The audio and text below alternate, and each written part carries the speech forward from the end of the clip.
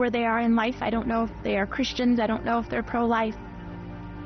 But I know that Jesus desires to see them made new. I know that Jesus desires to see their life be turned around, not to be used for death, but to be used for the kingdom of Jesus. Order your DVD at EWTNRC.com, 24 hours a day, 7 days a week, or call 1-800-854-6316. The holy reminder of the week is this Our Lady of Hope statue. Our Lady kneels in prayer, her hands resting on the baby growing in her womb, our Lord and Savior. This hand-painted statue measures 6.5 inches tall. Order today at EWTNRC.com, item number 599B, or you can call 1-800-854-6316.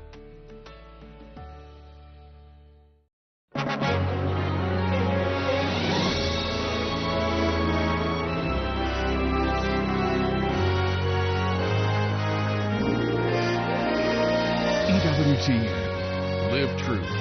Live Catholic. I'm Abigail Galvan. Welcome to EWTN Pro-Life Weekly. Should we still march? Should we still march? Marching for more than 50 years. I say pro, you say march, pro. Americans won't stop until abortion is unthinkable. And we know that in every abortion, one life is taken and at least one life is wounded. The March for Life in Washington, D.C. is the largest human rights demonstration in the world.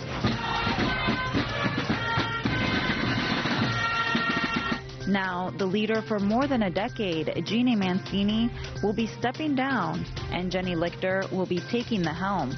To be a mother, to have the capacity for motherhood, however you're living that out, is an invitation to the full human flourishing. We bring you an exclusive interview with both of these incredible pro-life leaders as the next era of the March for Life steps off.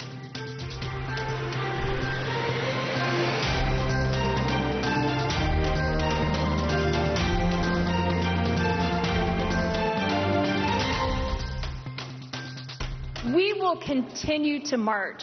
We will continue to march until the human rights abuse of abortion is a thing of the past. We will march until abortion is unthinkable. The annual event that brings tens of thousands to Washington, D.C. to be the voice for the voiceless, the March for Life. For more than 50 years, advocates for life have weathered through the cold, rain, and snow as a beautiful witness to the inherent dignity and worth of every human life. The leader for the March for Life for more than 10 years has been Jeanne Mancini. She is stepping down from this role, and Jennie Bradley Lichter will be taking the helm of the largest pro-life event in the world. Putting together the annual event is no easy task, nor is leading it. EWTN's Monse Alvarado sat down with Jeanne Mancini to get her thoughts on her more than 10 years as a leader of this massive movement. Jeannie, thank you so much for being with us, especially in this transition moment where after over a decade of defending life through the March for Life, you've decided to take a step down. Do you remember when you first came to the march, why you decided to join? Oh, yeah. I mean, in short, it's because I felt like God asked me to. So I was blessed to be on the board, and really not for very long before the wonderful late, great Nellie Gray passed away. And after her passing, just in praying and thinking about it originally, I agreed to be kind of a transition president. And then really through prayer and just deeper discernment, left the job that I loved at Family Research Council doing public policy to take on this wonderful, wonderful endeavor of running the March for Life. Under your leadership, the March for Life really has shifted. It's confronted the culture in a very positive way with stories of joy, stories of beauty, stories of courage. And you've brought some unlikely friends to the march to give their testimony and also to help out in bringing the word in places where it doesn't normally reach. when you think about your legacy and where you want the march to continue to go, how did you kind of lay the groundwork for the future? I'm not sure I'd say I ever strategically sort of led the groundwork for the future. I was really trying to follow sort of the inspirations of God and just discernment and what have you. But I think probably when I look back on my time at the March, which it's just been the honor of a lifetime to lead this organization, I'm still sort of shocked that the Lord would call me to such a public role, which, by the way, I don't think I initially understood how public of a role it was. It sort of became that more along the way. But I love messaging, you know, and really what I love is aesthetics that are beautiful. And so whether that's through, you know, our theme every year or just how we speak about the inherent dignity of the human person, I've probably had the most fun in that area, trying to take kind of what can sometimes be framed as negative or polarizing and instead just show, you know, life is beautiful and the truth is beautiful. I mean, really, in a way, I'm taking my JP2 education and just showing it because, of course, St. John Paul II spent so many years talking about theology of the body, which is essentially like God's plan for the person, and the human person is inherently attractive, even when it comes to some of what are considered the harder church teachings. And when we can just show this for what it is, so show life in the womb for what it is, show choosing life for what it is, which might be hard, but it is inherently attractive and beautiful. And so hopefully my legacy is trying to pull on what is real, true, and good in people's hearts to draw them into the truth of the beauty of life and the pro-life movement, etc. I like to say that Nellie Gray gave us the words. She coined pro-life rather than anti-abortion, Yeah, and you that's certainly have given us the images, the imagery, the stories that speak to our hearts about what it takes to be a pro-life society. You have seen many things happen very quickly in a little bit over a decade, right? Shockingly. The overturning of Roe v. Wade, the rise of the state-level marches. I think it's remarkable to see that change. What have you seen on the ground? What would you say is was kind of brewing in your time at the march? Wow, the landscape has shifted radically. So, gosh, in so many different ways. So, one of the ways is that at least the March for Life, that part of the pro-life movement, was very Catholic. Which is great. We're a non-sectarian organization, but we've certainly tried to open up to other denominations as well, whether it's through speakers or just even outreach or what have you. And so that's drastically changed, I would say, over the years. And we sort of walk in tandem with our brothers and sisters in Christ of different denominations, or just, you know, not even Christians, but you know, people right, who the are rise deists, of secular right, pro-life, people absolutely, who just believe that life is good. Right. So certainly that's changed. I think also just I'll never forget after a pro-life administration won in 2016, the media coverage of the March for Life radically shifted. So, you know, prior to that, we would have we'd have some media coverage. There's no question every day, every year in January. But once we had the standing vice president of the United States come to the March for Life, everything shifted. We had all of the A-listers of the major media networks out there and just desperate to get great interviews.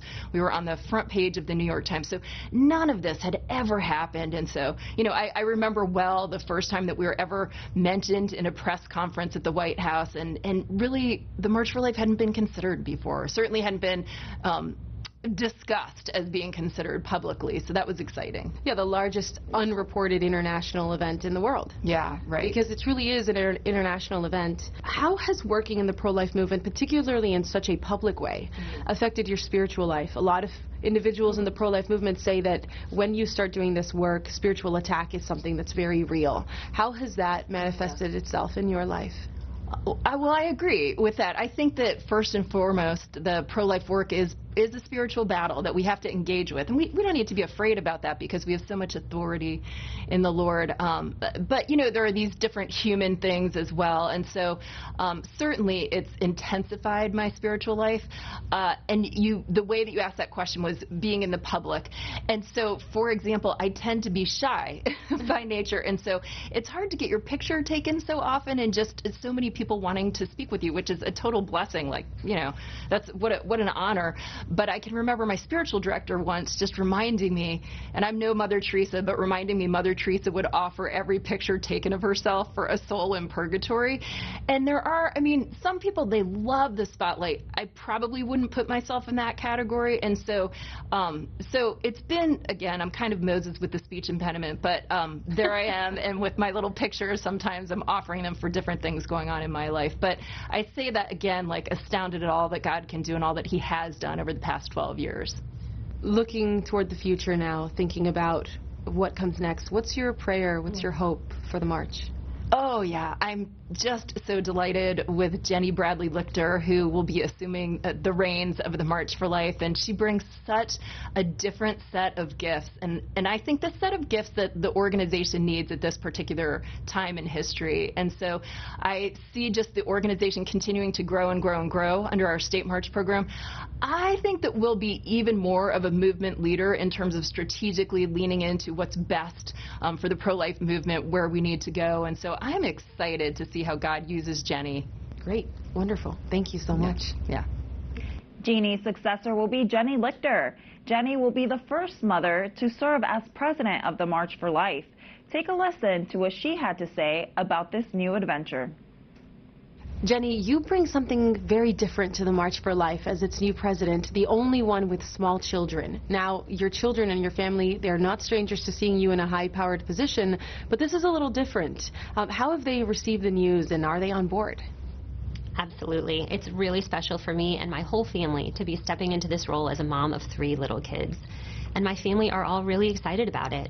My husband is a longtime marcher with me, and his support and prayers and his care for our family when I can't be there are what are going to make this possible for me. And my children, as marchers themselves, are so excited to be a part of this work. And we have talked a lot with them about how, although leading the March for Life will be my job, it's really our family's calling. So they know that taking on this calling means that I might not be home quite as often, although I certainly will make every effort to keep my schedule as consistent as possible. But we've also talked about how my older kids, the 2 who are in elementary school, will actually come on the road with me sometimes. They'll travel with me to state marches occasionally throughout the year. And they are so excited about that, to kind of dive into the pro-life movement in a new way. And I think that will really mitigate for them the sense that, oh, mom is leaving again. You know, instead it becomes kind of an adventure that we're embarking on together to try and do some good in the world and show the beauty and the joy of family life and of doing something like this with your children and your family alongside you. You've mentioned that it's been beautiful to watch your children at the March for Life with their signs that say, I am the post-Roe generation. Now that we are in the post-Roe moment, is that more meaningful to you? Absolutely. I mean, watching my daughter, who's now 8 years old, carry her little sign down the street at the March for Life a year or 2 ago, right after Dobbs, I am the post-Roe generation. I look at the photo of her that day, and it makes me tear up sometimes because it is so beautiful. And the idea that my daughters will grow up in a post-Roe world is so moving to me. It will open up so much more opportunity for them and let them have just a real, authentic sense of what it looks like to flourish as a woman. And I think they will hear a message that abortion is not necessary for their professional flourishing and their personal flourishing, and that women, in a way that I think wasn't meant by this slogan originally, really can have it all, right, in kind of the most robust and authentic way possible. You're an attorney, and you're a Harvard-educated attorney, and you've had positions in government and also positions in leadership in the church. How does being an attorney kind of bring a different angle to what the March for Life represents or provides for its different partners in the country? Mm-hmm. Yeah, so the March for Life and really the whole pro-life movement, right, I think are being called to try and attain a new level of strategic savvy when it comes to legal strategy, political strategy, legislative strategy. And that's a world that I've been working in for the last 15 years in my legal and policy career. And I am really looking forward to sort of diving fully into that element of the work of the March for Life and trying to think through how we can continue to communicate with clarity and compassion, and also how can we kind of strategically move the needle in every way possible. In your time working in the government, you really got the first-hand experience of the power of government agencies. Is that something that pro-lifers should really be leaning into and paying more attention to rather than less? Absolutely, yes. Federal agencies have so much power, and they have so many different levers that they can use to accomplish their objectives, whether they're good objectives or, unfortunately, bad objectives.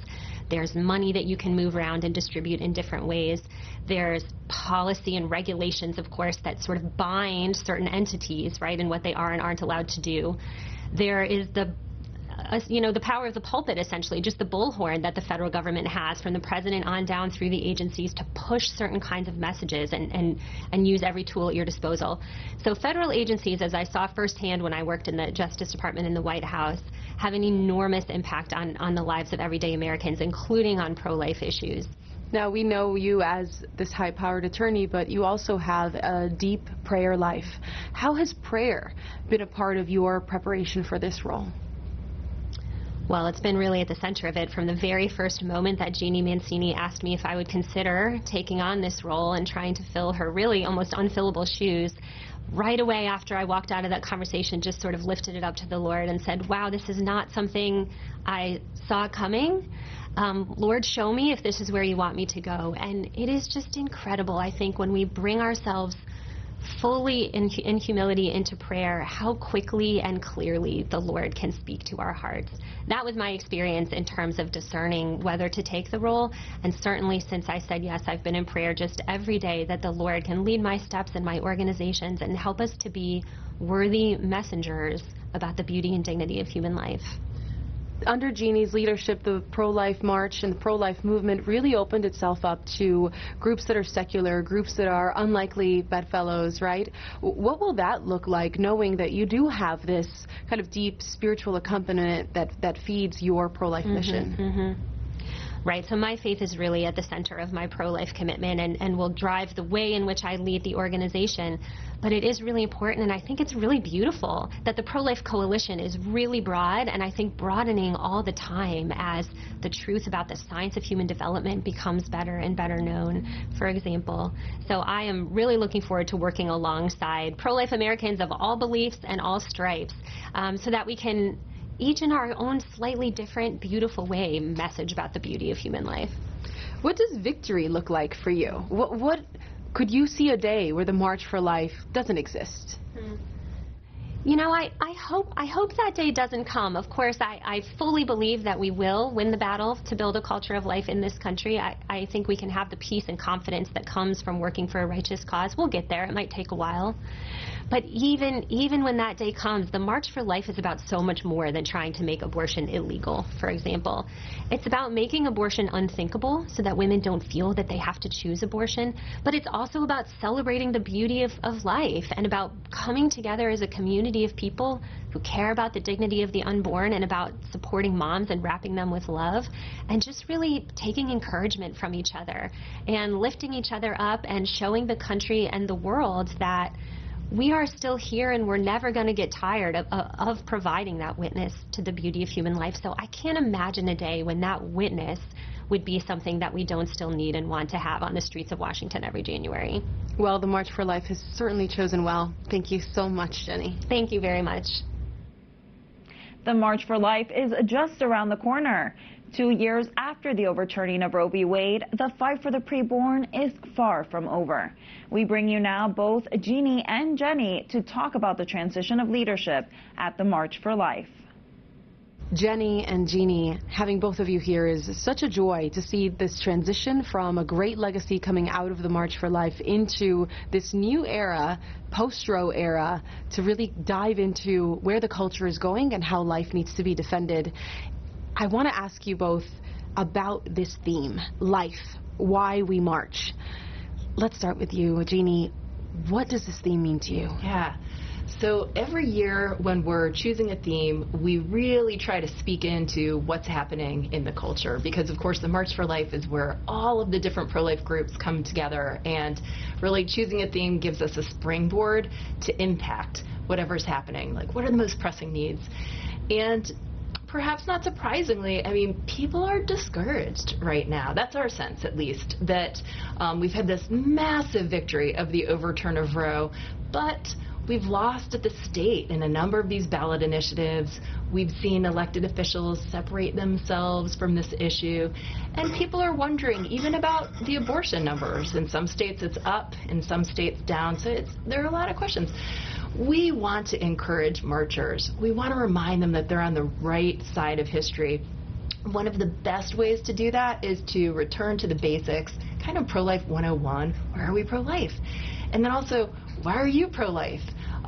You know, people's stories are so powerful, and for over 10 years at the march, we've had this hashtag for all of our social media endeavors, which is Why We March. And that is really an invitation for marchers to tell their story. And every story is unique, and those stories are beautiful. And so that's really the hope with the theme. It's a beautiful personal witness. Well, Jennie, walking into this for you, what does that resonate with you, that theme? Would you have chosen the same? Yes, absolutely. I think Jeannie explained the theme wonderfully and why the organization chose it. For me personally, it's a really meaningful theme for my first March for Life at the organization, because I have been a marcher since 2001. I've attended many marches for life in the past number of years.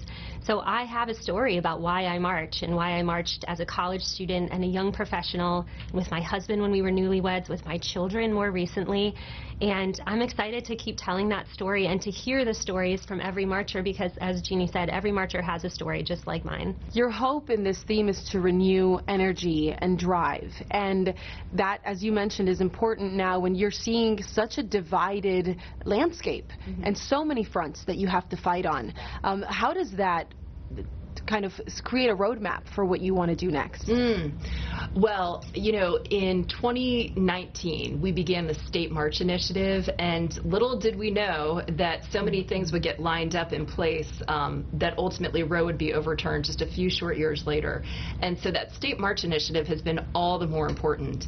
This year alone, we're in 17 states, and we plan to be in all 50 states, certainly under Jennie's tenure is my guess, soon. And so that is all the more important as we rally people at the states. We need to continue rallying at the national level, both because we want to pass good legislation at the federal level, but also because the march is about more than just passing legislation. It's been famously said that culture is upstream of politics, and we want to change culture. We want to march until abortion is unthinkable. Now, Jennie, you have seen, or you're walking into this post-Roe reality where the rise of abortion pills, especially at the state level too, seeing abortion pills being sent from one state to another, is just where the fight is going. How do you see that being something that you have to counter or address as the new head of the march? I think it's really important for the pro-life movement and for the March for Life to keep reminding people that the abortion pill is so dangerous for women, and especially the way in which it's being distributed more and more often as regulatory parameters are being removed. Women are able to access the abortion pill without medical care and take it themselves at home, and that is so risky, and sometimes has tragic results, as we've seen in the news even just recently.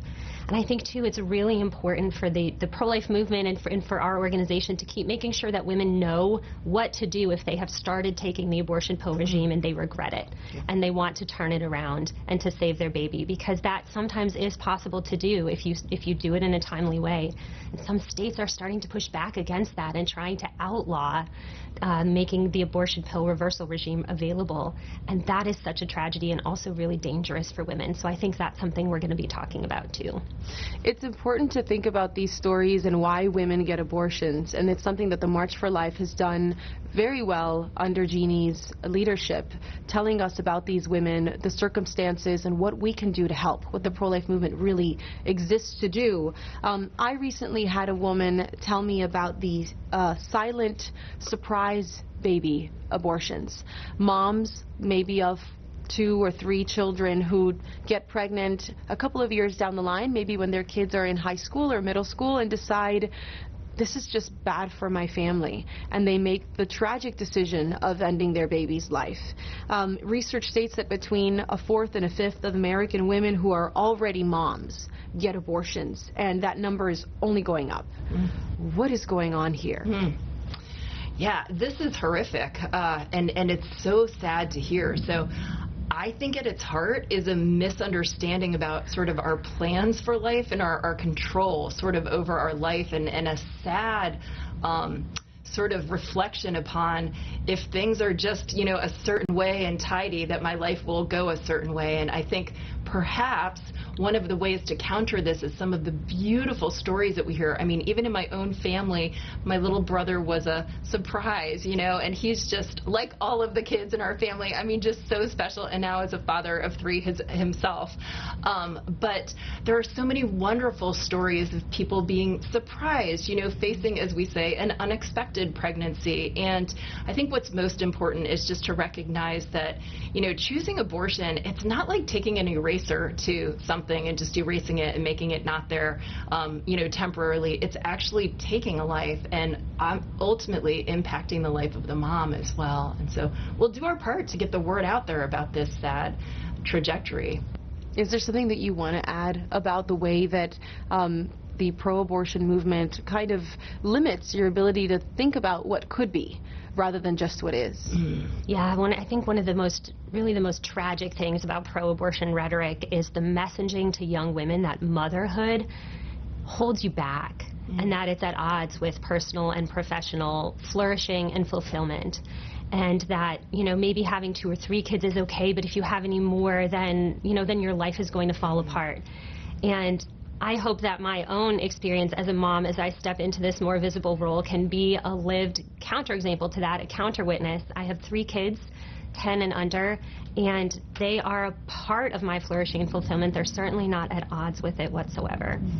Now, Jeannie, Jennie brings something very different in terms of skill set and background to the March for Life. What is your hope for her, knowing that this is a difficult task, a spiritually challenging task, and one where you are countercultural just by saying yes to the call? Yeah. Cardinal Dolan one time said to me so beautifully, it meant so much to me, that Nellie was what was needed at that time for culture as well, and also just for running the March for Life, and that in the present moment when I was having the conversation with him, I was what, you know, my personality, sort of how I messaged, etc., was really what was needed. And, you know, there is this beautiful saying, the Holy Spirit gives to the church what she needs for a particular time period, and the March for Life being a pro-life organization, I think Jennie is just that, the particular phenomenal skill set that she has, her brilliance, her motherhood, so many wonderful things about her, I think, are really what the organization needs now. When you think about the future of the March and what you're inheriting, is there something that makes you nervous or excited? Oh gosh, I'm so excited. I mean, I've been coming to the March for Life for so many years, and it's so special to me. And I have admired first Nellie Gray when I first started attending the March, and then Jeannie for so many years, have just watched her and admired her leadership of the March at the event itself and in the media and all the ways in which she has led in the pro-life movement. So I am honestly just floored that this call came to me, and I'm so grateful to Jeannie for trusting me and asking me to consider this, and to the Lord for opening my heart to saying yes to it. And I just am so excited and humbled by this opportunity. I really can't wait to get started. It's great to chat with both of you. Thanks for having us. Thank you.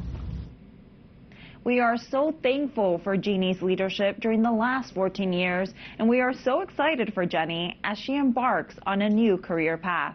We are praying for both of them, and we ask you to pray for them as well.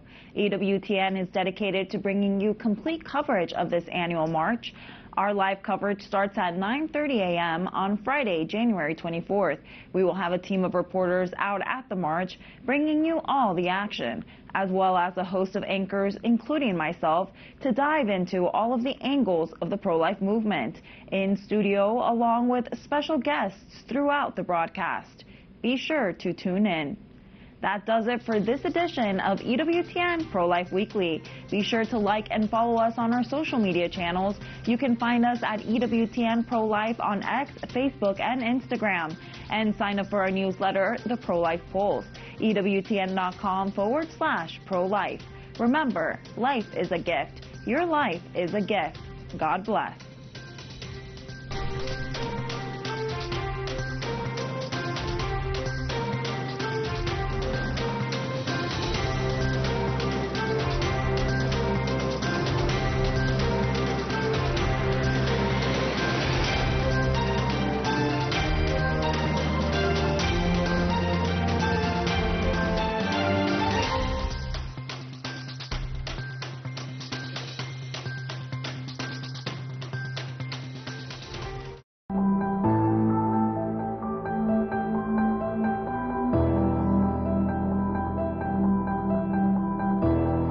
We are in a society that wants to have a new race, and everything which does not fit into the perfect image